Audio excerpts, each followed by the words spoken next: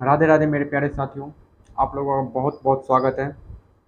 आज का जो लेक्चर है वो होगा कि फैक्टर्स जो कंपैक्शन को इफेक्ट करता है। तो इसको पढ़ने से पहले अभी हम लोग पिछले लेक्चर के बारे में थोड़ा रिवाइज कर लेते हैं। पिछले लेक्चर में हम लोगों ने पढ़ा था मॉडिफाइड प्रोक्टर टेस्ट के बारे में। सब कुछ लगभग बराबर ही था, लेकिन इसमें था क्या कि नंबर ऑफ लेयर जो सॉइल का देते थे मोल्ड में वो 5 रहता था, और 25 नंबर ऑफ ब्लोज देते थे। रेमर का वेट जो था इसमें 4.9 kg था, और हाइट ऑफ फॉल जो था वो 450 mm था। तो इसमें हम लोग फिर उसके बाद देखे थे, चारों में डिफ्रेंशिएट किए थे चारों टेस्ट में, स्टैंडर्ड प्रोक्टर टेस्ट और इंडियन स्टैंडर्ड लाइट टेस्ट, फिर मॉडिफाइड प्रोक्टर टेस्ट और उसके बाद इंडियन स्टैंडर्ड हैवी टेस्ट। ये सबको डिफ्रेंशिएट भी कर लिए थे। इसको याद करने की कोशिश कीजिएगा, वो जो हम लोग चारों का दिए थे कोशिश कीजिएगा, क्योंकि अगर मतलब इतना तक तो हो जाएगा कि आप रिवाइज करोगे, अभी एक बार याद कर लोगे तो रिवाइज करोगे तो वो हो जाएगा। उसके बाद ऑप्टिमस लाइन देखे थे कि वैसा लाइन जो लाइट कंपेक्शन कर्व और हैवी कंपेक्शन कर्व के ऑप्टिमम मॉइस्चर कंटेंट को जोड़ता हो उसी को लाइन ऑफ ऑप्टिमस कहते हैं। इसी के just parallel zero air void line या फिर बोलिए कि 100% सेचुरेशन लाइन होता है। ये दोनों लगभग 90 टू 80 टू 90% चांसेस होते हैं कि ये दोनों लाइन पैरेलल होंगे। आज जो हम लोग पढ़ेंगे कि कौन कौन सा फैक्टर्स है जो कंपैक्शन को मतलब इफेक्ट करता है। तो उसमें हम लोग मेन चीज़ है, मेनली तीन फैक्टर्स हैं। पहला है वाटर कंटेंट, और दूसरा है डिग्री ऑफ कंपैक्शन, यानी कि उसमें कितना ज़्यादा हमने एनर्जी लगाया है, कंपैक्ट किया है।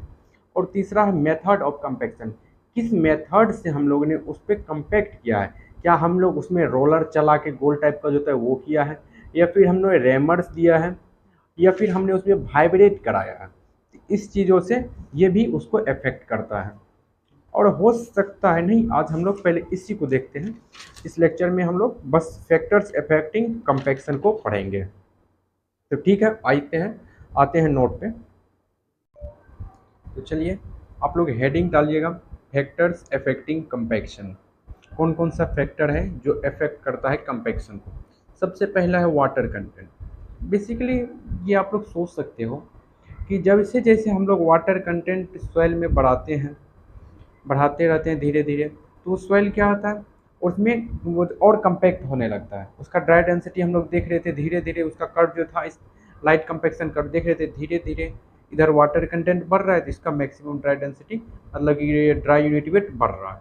और ये तब तक बढ़ता है, ये का मतलब कि ड्राई यूनिट वेट उसका तब तक बढ़ते रहता है जब तक कि ऑप्टिमम मॉइस्चर कंटेंट ना आ जाए।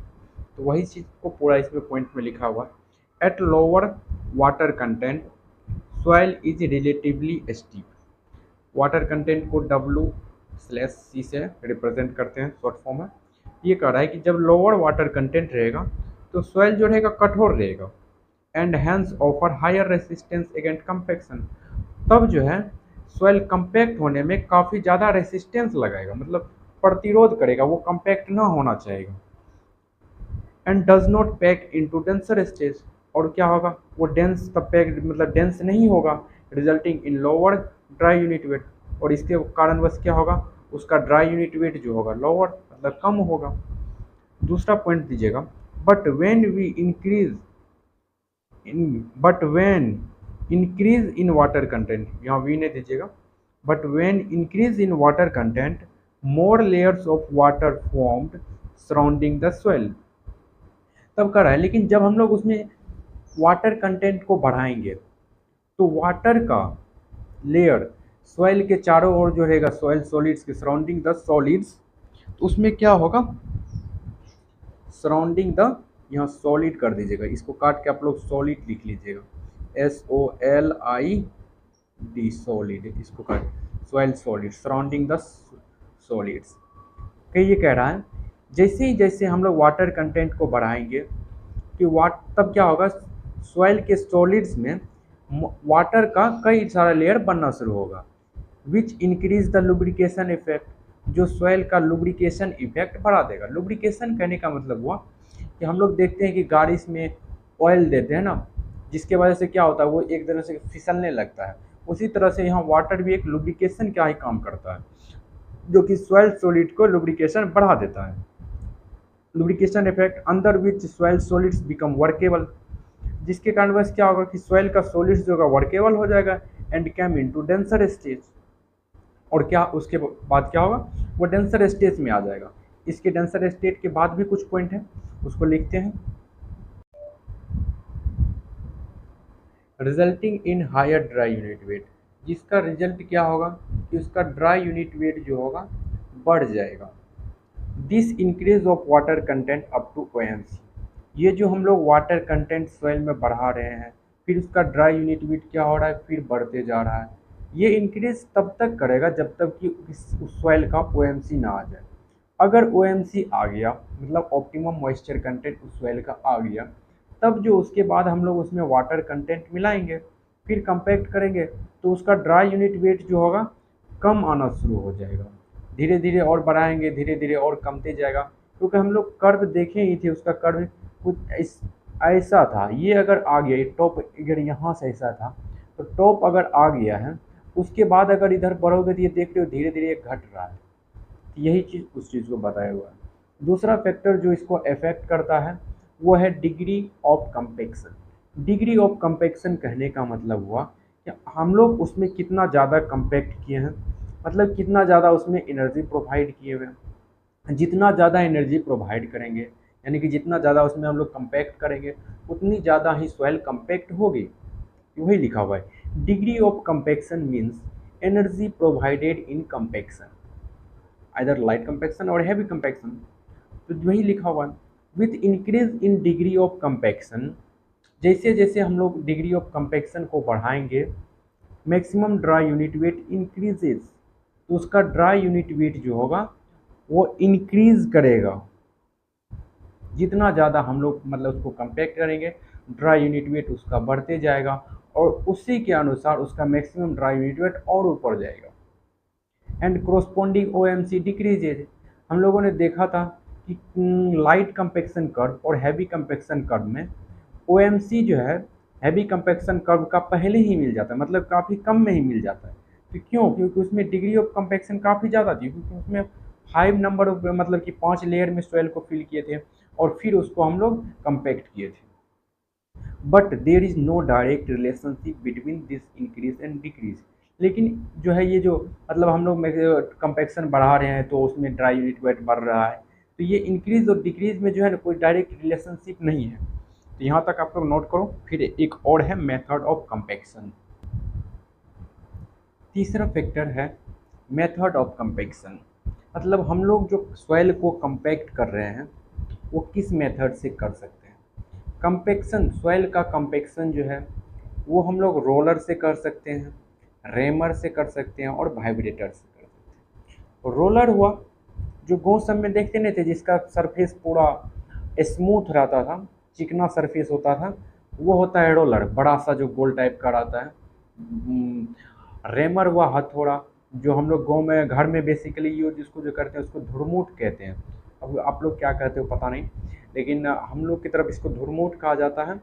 और वाइब्रेटर वही जो मशीन क्या कहते हैं गाँव में आता है तो पूरा हिला देता है, आप यहाँ खड़े दूसरी जगह रहते हो और वो रोड को कर रहा होता है कंपैक्ट। वाइब्रेटर वाइब्रेशन करता है, इस तरह से वाइब्रेशन करता है, आपको लगता है कि धरती हिल रहा है, वही है vibrator. Method of compaction also affect compaction of soil in terms of weight of compacting element, मतलब अगर कंपैक्टिंग एलिमेंट का अगर वेट ज़्यादा होगा तो कोई भी सॉइल ज़्यादा कंपैक्ट होगा। अगर मतलब अगर कंपैक्टिंग एलिमेंट का वेट कम होगा तो वो सॉइल भी कम कंपैक्ट होगा। जिससे कि आप लोग पढ़े होंगे कि लाइट कंपैक्शन कर्व में जो था 2.6 kg का रेमर का यूज़ करते थे, वही हैवी में 4.9 kg का यूज़ करते थे। तो उसमें जो था ना कितना ज़्यादा देख रहे थे, उसका ग्राफ भी कितना ज़्यादा उसका मैक्सिमम ड्राई डेंसिटी हो जाता था, काफ़ी ऊपर तक जाता था। यही इस चीज़ में लिखा हुआ है। टाइम टाइम भी एक इफेक्ट करता है। कैसे, अगर किसी कंपैक्टिंग एलिमेंट से हम ज़्यादा देर तक कर रहे हैं कंपैक्ट तो वो ज़्यादा कंपैक्ट होगा, अगर कम देर तक हम लोग कर रहे हैं तो कम कंपैक्ट होगा। Area of contact between soil and compacting element, मतलब जो कंपैक्ट करने वाला जो एलिमेंट है वो कितना ज़्यादा मतलब सॉइल से कंटैक्ट कर रहा है।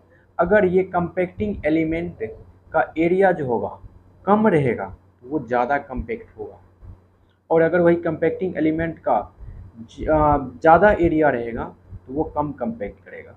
इसको आप ऐसे सोच सकते हो, अगर आप किसी चीज़ में, मतलब मैं अगर कॉपी में ही बात करूं, अगर मैं हाथ से उसको दबाना चाहूँ तो वो कम दबेगा, और वही अगर मैं नीडल से उसको दबाना शुरू कर दो तो वो क्या होगा, काफ़ी अंदर तक दब जाएगा, उसमें भूर भी हो जाएगा। वही कहने का कारण है कि area of contact between soil and compacting element ये भी इफेक्ट करता है। Nature of effect induced by compacting element, compacting element कौन सा इफेक्ट, मतलब कि इफेक्ट इंड्यूस कर रहा है, तो वो इफेक्ट जो नेचर इंड्यूस करता है वो इधर इम्पैक्ट हो सकता है। इम्पैक्ट व सडन फोर्स, सडन शॉक, जो हम लोग रेमर से करते हैं, क्या करते हैं, ऐसे लेते उठाते हैं खटाक मार देते हैं, तो वो रेमर से करते हैं, तो ये इम्पैक्ट हुआ। प्रेशर हुआ, जो रोलर गाँव सब में जो आराम आराम से धीरे धीरे से चलते जाता है तो वो प्रेशर क्रिएट करता है। वाइब्रेशन, वाइब्रेशन वाइब्रेटर क्रिएट करता है जो हिलाते हुए जाता है। नीडिंग, ये भी जो है ना एक रोलर में ही आता है, जिसके फेस के ऊपर देखते हुए स्मूथ रहता है, लेकिन ऐसे करके एक जगह यहाँ स्क्वायर रहेगा, एक यहाँ स्क्वायर रहेगा, एक यहाँ, मतलब उसके सरफेस पर स्क्वायर टाइप का रहता है, तो वो नीडिंग के काम करता है। तो आज का लेक्चर यहाँ पर समाप्त होता है। तो कैसे लगा आप लोगों को ये लेक्चर, कमेंट में ज़रूर बताइएगा। अगर इसी तरह से और भी कोई वीडियो आप लोग देखना चाहते हो और हमारे चैनल से जुड़ना चाहते हो, तो आप लोगों के वीडियो के नीचे, जब आप लोग वीडियो को, मतलब कि स्क्रीन को छोटा करोगे ना, तो आपकी वीडियो के नीचे एक रेड कलर का बटन आता है, सब्सक्राइब लिखा हुआ रहता है, उस पर क्लिक करके उसके बगल में एक बेल आइकन रहता है, उस पर अगर आप लोग प्रेस करके ऑल क्लियर, मतलब ऑल क्लिक करोगे तो आप लोगों को कोई भी वीडियो अगर मैं बनाता हूँ तो सबसे पहले आप तक पहुँचेगा। तो थैंक यू।